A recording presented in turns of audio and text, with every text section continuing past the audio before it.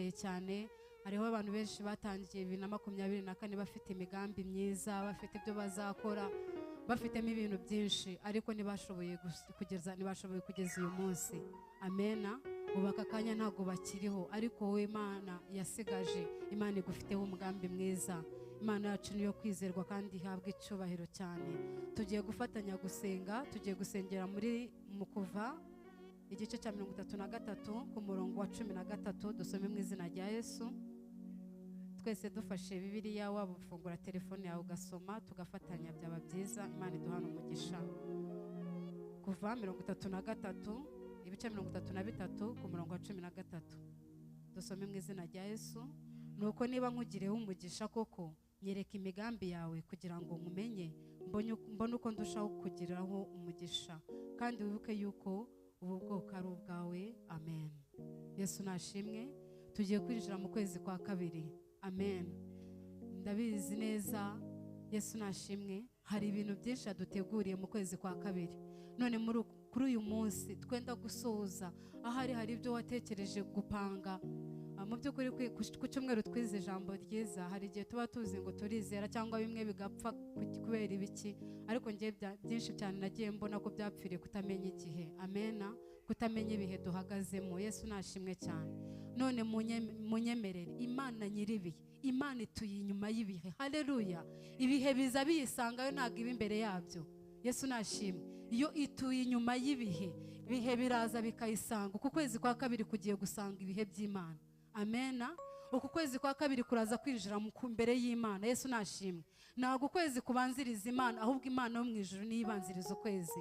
None tugiye kwinginga, uvuge ngo Mwami Imana, Mana nzima, Mana yaremye ijuru n'isi. Mukuva ibice 33 ku murongo wa 13 hambwiye ngo niba uyu munsi ku itariki ya 30, niba nkugireho umugisha, nyereka imigambi yawe mu kwezi kwa kabiri. Haleluya. Nyereka imigambi yawe muri uyu mwaka 2024. Ese urashaka ko mu kwezi kwa kabiri nzitwara gute?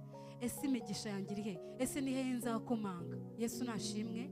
Namwe abadukurikiye online dufatanye gusenga isengesho. Mana, twereka imigambi y'itorero, twereka imigambi y'urusengero, nyereka imigambi y'umuryango wanjye.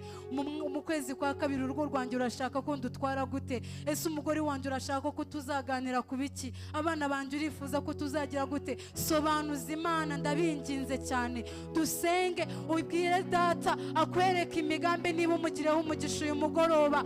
Ese uri umunyamugisha ku Mana? Nabyo banzu bisobanukirwe. Twatangiye twihana, ariko niba waje ugasanga uwo mwanya warangiye, cyangwa niba udukurikiye aka kanya akaba ari gutangiye kujya ku materaniro yacu online, akaba ari gukanda kuri Shiro TV, ongera wihane uvuge ngo Mwami, ahari muri uku kwezi ushobora kuba narateshutse ku nshingano yawe, ushobora kuba narabashije kumenya igihe magazemo nkateshuka ku mugambi wawe, ushobora kuba narahushije umugambi wawe. Nyemerera ngusabye imbabazi, wongere usabe Imana Data imbabazi, ariko uyinginge.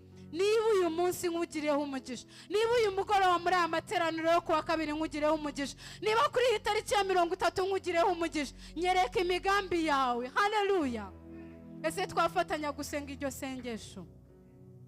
Ndabinginze duhaguruke. Haleluya. Ndabinginze, abana b'Imana, ntabwo Imana ishaka ko tugendera mu Kigali nk'abandi bose, ntabwo ishaka ko tugenda tumeze nk'impumyi. Amena.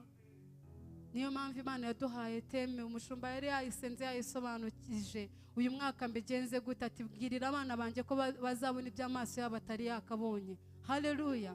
None natwe niba tuyigireho umugisha, mu kwezi kwa mbere aratubwiye ngo duhagarare mu byo twizera. Ese wabihagazemo? Aho ushobora kuba warahushije ayo mahirwe, ariko ndabinginze nginga Imana, uti niba nkugireho umugisha mu kazi kanjye, nyereka imigambi yawe. Mu rugo rwanjye nyereka imigambi. Impamvu mbisubiramo kenshi cyane ni ukugira ngo ubyumve, umenye uko usenga, nuze gusengera mu Kigali cyangwa nuze guhusha intego. Haleluya. Kuko ijambo ry'Imana riba ryamanukiye twese kugira ngo dusenge. Rero twatangiye dufatanye gusenga.